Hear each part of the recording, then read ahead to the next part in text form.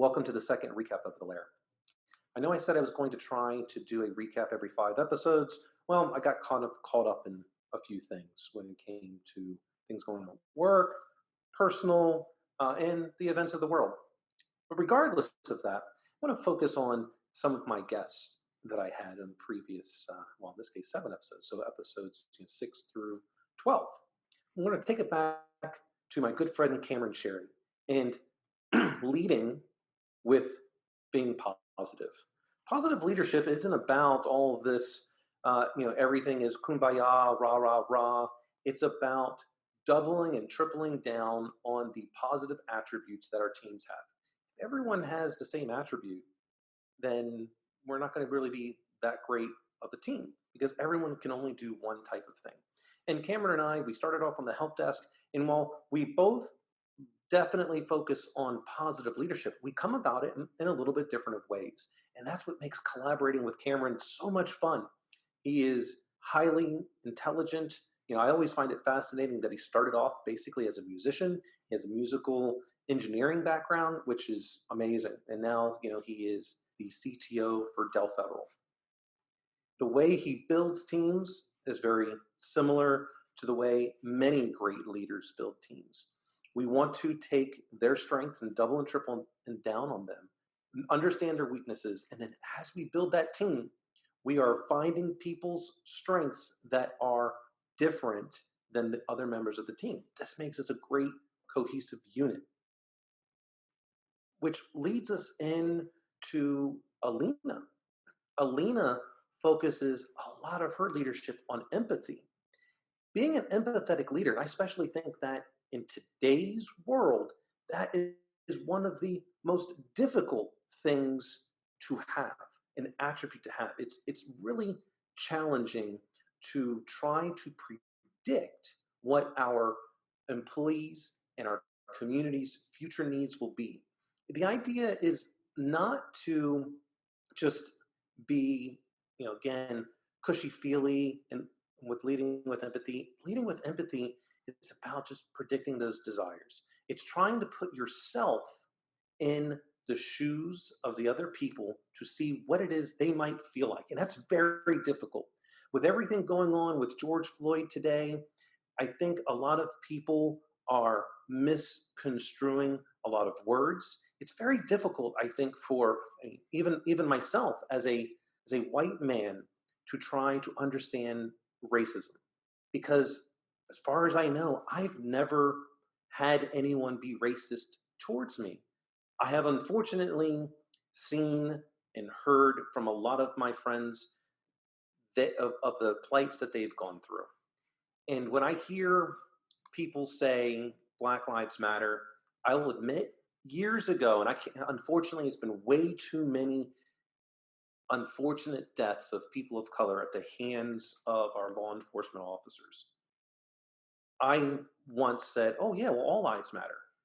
Then I've come to realize over the years that if I'm being empathetic, then I shouldn't respond with someone that says Black Lives Matter, all lives matter. Of course they do. But one of the examples I heard was if someone passed away, you don't respond with, well, I also have said someone that's passed away. Because we can all relate to someone losing a loved one. I've lost loved ones, and every single time when someone tells me about a death and their family, I always respond with what my grandfather's priest said to me on those days, which was, Brother Dan, when we enter this world, everyone is happy and you're the only one that's crying.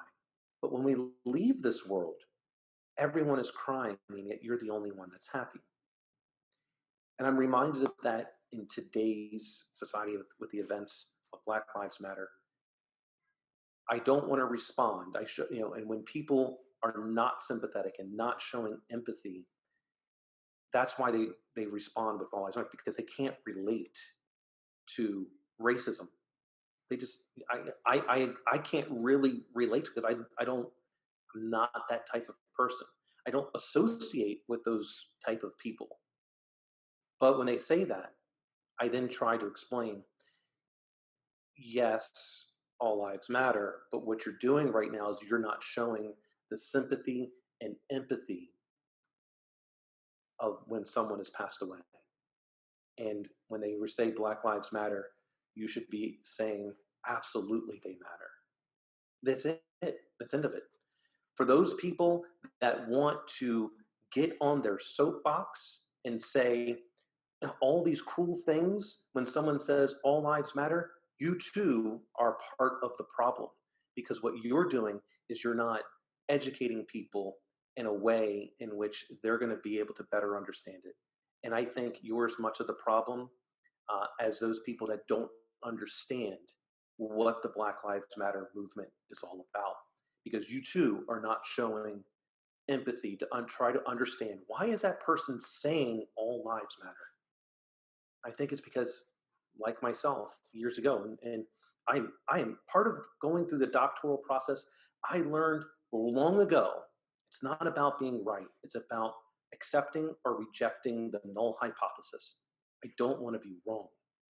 And as I continue to grow, as I continue to reevaluate who I am as a person, I certainly hope that I will be better tomorrow than I was yesterday. And I evolved. I evolved in my thinking. I hope everyone else will continue to evolve in their thinking, because I don't want this world to be left to my children, my children's children, my children's children's children, or any of yours. We should be better than what we were. And clearly today, we are not. One of the topics that I'm going to start researching is, do police officers, law enforcement officers, do they go through additional background checks on a periodic basis like those that have held different government clearances in the past? Because I read some very disturbing research that says, in essence, that a police officer, law enforcement officials are twice as likely to commit domestic violence than others in society. That's disturbing. I don't understand why, but I've got a lot of research to read on that. One of the research showed it was about 50 different other articles of this nature. And I'd like to understand why. Because I believe that our men and women in blue, as a general statement, are good, but we need them to be held also to a higher standard if we're going to progress as a society. Our law enforcement need to be beyond reproach. Today, I don't think we can say that. And what I learned from Alina while we were in school together was that leading with empathy is essentially like saying you catch more flies with honey than vinegar. And everyone needs to be trying to show empathy, especially in these days. I wish I always had a better answer for some of my friends, especially my colleagues, my associates, and those that are people of color. I wish I had better things to say. But I do feel our future is bright. I had two young ladies on, Olivia and Cynthia Harrison, in episode 12, where I got to hear their story on what they're doing to show their support for Black Lives Matter movement. They were in Richmond, Virginia this past week. They were at a very peaceful protest, and I believe them. And 30 minutes before curfew, law enforcement just started tear gassing everyone. They didn't ask for them to disperse. There was no warning. From all accounts, there doesn't appear to be any provocation. This just happened. And that's why we need more investigations into things like this, because it is our First Amendment right to be able to protest peacefully. I believe we can make a difference by doing those things. And I hope that I will continue to be able to support all men, women, whatever your sexual orientation and how you identify will be in the LGBTQ community. I mean, everyone has their right to be who they wish to be. And I support your right in choosing however you wish to be. We also talked with Mike Hilton again. Mike's a great guy. And this gets right back again to the movements that are going on. We just need a 2% change year over year, decade over decade, in all of us. If we can get a 2% change, it becomes significant. Think about it. If you're taking off from LaGuardia Airport in New York, and your destination is supposed to be Singapore, but you're off by 2 degrees at takeoff, you're not going to end up in Singapore. I just want 2 degrees. There was another research that I had read while doing my MBA, and it had to do, and I can't remember the name of the company. I think Oracle bought it, but today we can see it on our electric bill, and it kind of shows you how much energy you are using compared to your neighbor. And they made it almost like a gamification of the system, to where you said you were using 15% more or less, and people didn't want to be using that much energy. Well, when this first rolled out in the state of California, and anyone can fact check me here because I might have it a little bit off, but I think in the 1 year when they rolled this out, they saved enough energy which would have taken the country of Spain off the grid for a year. Like, they wouldn't have had to use any additional energy just based on what they saved. That's what the power of 2%. That's it. Later, we learned a little bit more from Shane. Shane Pippinger decided in his mid 40s that he was going to go back and he was going to find a way to get his bachelor's degree. His inspiration came from his daughter, and I think that's amazing. His daughter was working 2 jobs and going to school full time, and then is now in law school. And I believe Shane told me she is graduating at the end of this year from Elon, which is in North Carolina, I believe. And that's the reason why he chose to go back to school. He wanted to finish that. And he's hoping to be able to continue his education and get an MBA at Notre Dame. Well, I think, Shane, you should absolutely go to a better school. You're worth more than Notre Dame. Just joking. Notre Dame's a fine school. It's local to him, and it just has a lot of great things to offer. But go blue. One of the other things that we kind of learned during all of this with my buddy Jason, we talked about machine learning and artificial intelligence. We talked about why the COVID-19 data models were absolutely fine. There's nothing wrong with them. Why? Well, we took this information because machine learning is a tool.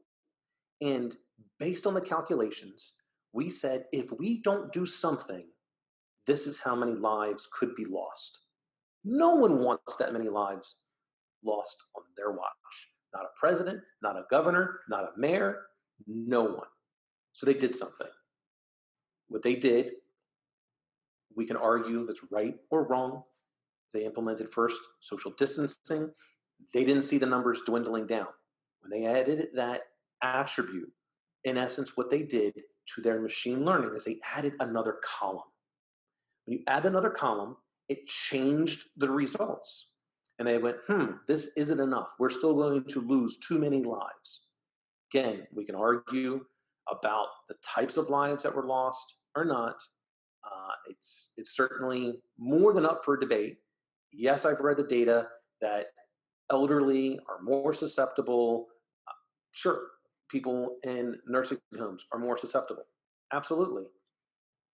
But we still want to go visit our loved ones that are elderly, and we don't want them to die by our hands. Yes, I've read the data that says the average age of someone dying from a COVID-19 death is older than the average age of death in the United States. That's because it affects them more, because they have more health issues than us. And I've been reading a ton from Dr. Rhonda Patrick about how you can boost your immune system. If you boost your immune system, you're going to have a better way of defending yourself against COVID-19 and whatever's next. Because unfortunately, there will be another type of coronavirus that is going to affect us this way. Why do I believe that? Well, because the past is predicting the future. That's the data that we're using. We've had SARS, we've had swine flu, we've had avian flu, we've had MERS, we've had probably others that I can't think of off the top of my head. It keeps happening. So build your immune system. We have, according to research that I've read from Dr. Rhonda Patrick, the majority of Americans have a deficiency in vitamin D. Vitamin D also is a hormone of which we need. And not only are we mostly deficient in this, some of them are at dangerously low levels, which this hormone also helps your immune system. So we should probably get onto that. But getting back to those data models, after we implemented the one column, we added another column, which is everyone better quarantine. We're just going to quarantine. Unless you're an essential worker, then you're just not going to be in public. And when they did that, of course, the numbers dropped. And then all the people out there that are saying, well, the flu kills more people, cancer kills more people, this kills more people. Yeah, of course they do. But you know what we haven't done for people who have caught the flu? We don't force them to quarantine. We don't shut down the country because of the flu. We did here. Because while yes, people die from the flu, we know that you're going to have a very difficult time, even if you survive COVID-19. It's hard. I have some personal friends that have gone through this fight, and I wish them well. I hope they are able to fully recover. And I'm not even sure what fully recover means. I don't think they're going to get back to the type of lifestyle they once had. Who knows what the long-term effects are going to be? Some other research is saying that this is a horrible blood disease that affects the respiratory system. At least I think I read something like that. I don't have those notes in front of me. So, hey, feel free to at me with anything correct. As a doctor of science, particularly in computer science, I'm more than happy to be wrong. I just need to see the evidence. And remember, nothing about the COVID-19 models was a problem. We added more columns. We had more columns that gives you a different result. Of course, I would love to have seen what all the columns were in the first place. I'm not sure we're ever going to get to that point, though, which is fine. Who else did I have on? Oh, my good friend, Christine. Used to be Pyrie, now Billingsley. She is such a wonderful person to be around. She reminds me of a lot of people that I work with today.